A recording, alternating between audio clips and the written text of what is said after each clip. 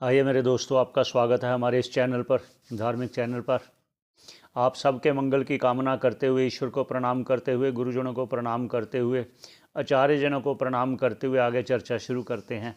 आज चर्चा का विषय रखते हैं, धृतराष्ट्र जब ये जान गया कि अब युद्ध निश्चित है, इस बात को लेकर बहुत वो दुविधा में था।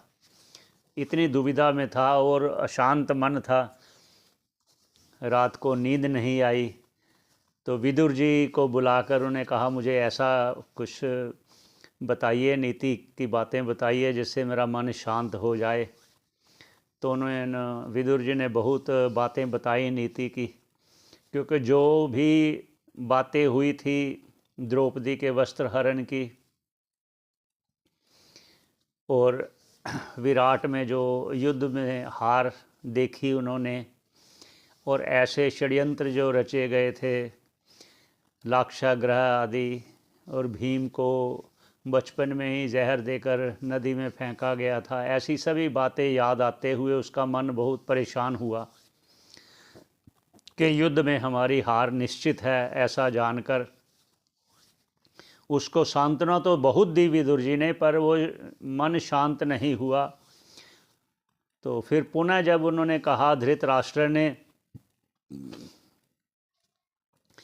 कि मेरा मन अभी शांत नहीं हुआ, तो मुझे कुछ ऐसा हल कीजिए कि मुझे शांति मिले।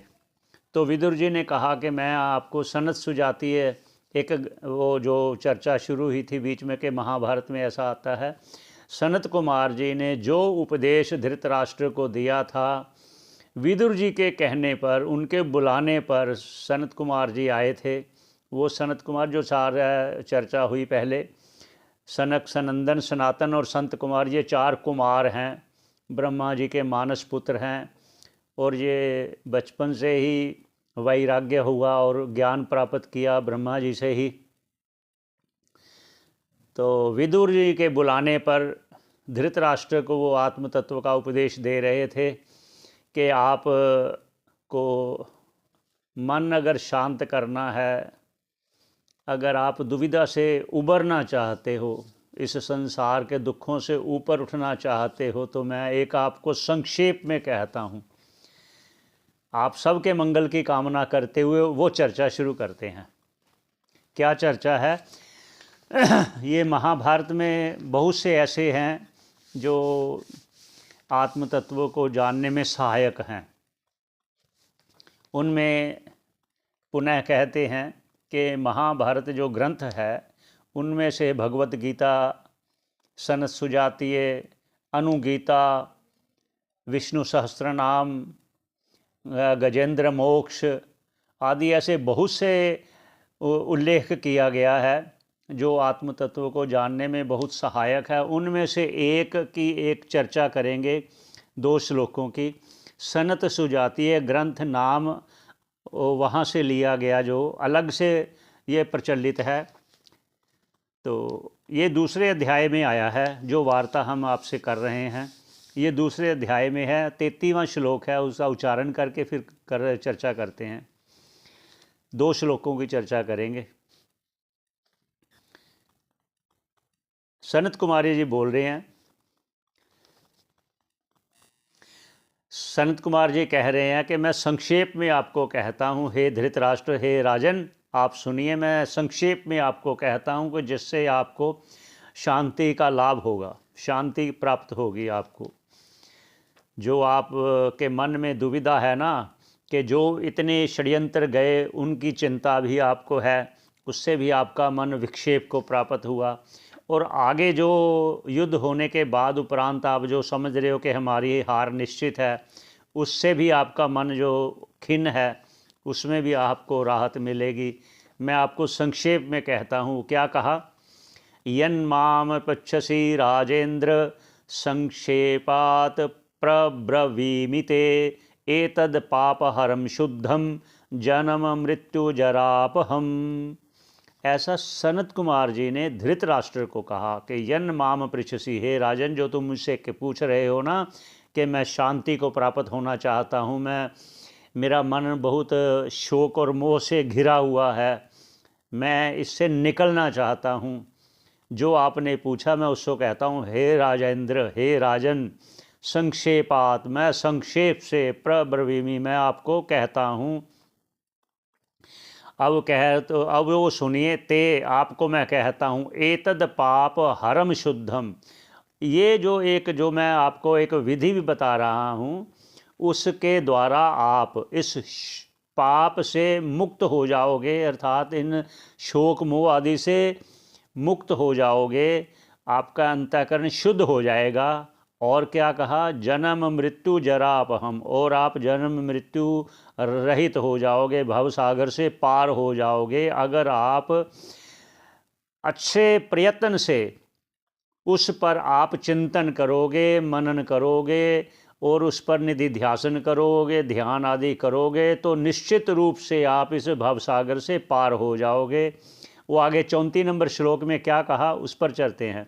ये मैं पुनः कहता हूँ, ये सनत सुजातीय नामक ग्रंथ है, उसमें दूसरे अध्याय पर ये श्लोक आते हैं, 33 नंबर और 34 नंबर, जो हम आपस में विचार कर रहे हैं। और क्या कहा, क्या कहते हैं आगे, इंद्रियभ्यश्च पंचभ्यो मनसश्चैव भारत, अतीत अनागतेभ्यश्च मुक्तश्चेतसा सुखी भवेत्। ऐसा सनत कुमार जी ने धृतराष्ट्र को कहा कि इंद्रियभ्यश्च पंचभ्यो, जितने जो 5 विषय कहे गए हैं, इन 5 विषयों से इंद्रियभ्य, इंद्रियों को रोक लो, विषयों में ना जाने दो। मनसश्चैव भारत, हे भारत, हे भरत श्रेष्ठ, हे धृतराष्ट्र, तुम अपने मन को भी वश में कर लो, और मन को भी वश में कर लो और इंद्रियों को विषयों में ना जाने दो। और क्या करो, आगे कहते अतीत अनागतेभ्यश्च, जो अतीत में जो भी घटनाएं हो चुकी हैं उनका चिंतन छोड़ दो। अतीत में वही लाक्षागृह हुआ, फिर उनका वो वनवास हुआ, वो जो छल से उन्होंने जीत लिया, वो उनका इंद्रप्रस्थ जीत लिया मामा के साथ मिलकर दुर्योधन ने। अतीत में सारी घटनाएं हैं ना जो हुई हैं, द्रौपदी का वस्त्र हरण हुआ, जुआ में वो सब कुछ उसका छल से हर लिया, और कई घटनाएं हुई हैं, उन घटनाओं को याद ना करो। अतीत अनागतेभ्य, और जो आने वाली हार जो आप देख रहे हो कि युद्ध में हम हार जाएंगे, और भी जो जो होने वाली आने वाली आपको अंदेशा हो रहा है, उनका भी चिंतन आप छोड़ दो।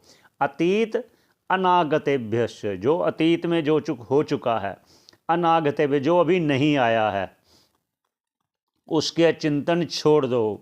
मुक्तश्चेतसा सुखी भवेत्, हे राजन, तुम इससे मुक्त हो जाओ, इनसे चिंता नहीं करना, इनका चिंतन नहीं करना, इनका विचार नहीं करना। आत्म तत्व का विचार करते हुए, अपने मन को वश में करते हुए, इंद्रियों को विषयों में ना जाने दो, और एकाग्रचित होकर शुद्ध अंतःकरण, ये जो प्रयास होगा आपका, चिंतन नहीं करना जो हो चुका या जो आगे होगा, इसका चिंतन नहीं करना, एक ही विचार रखना। अपने ध्यान में आत्म तत्व का चिंतन करते करते आपका मन शुद्ध होगा। शुद्ध होकर आप ये जो कहा पहले, जन्म मृत्यु जरा अपहम, उससे आप मुक्त हो जाओगे, ये छुटकारा आपको मिल जाएगा। ऐसा सनत कुमार जी ने कहा। ऐसी चर्चा, बहुत लंबी चर्चा है ये, तो आज यही ये मन है कि आपके आगे ये चर्चा शुरू करें, ये 2 संक्षेप में। तो बीच बीच में कुछ कुछ जो ग्रंथों का है वो आपसे चर्चा अवश्य करेंगे। ये मैं दिखा देता हूँ, ये सनत सुजातीय ग्रंथ है, तो इससे 2 श्लोकों का आज मन किया कि आपसे चर्चा करें। आप सबके मंगल की कामना करते हुए यही विश्राम देते हैं, पुनः भेंट होगी। सबके मंगल की कामना करते हुए श्रवण करने का धन्यवाद।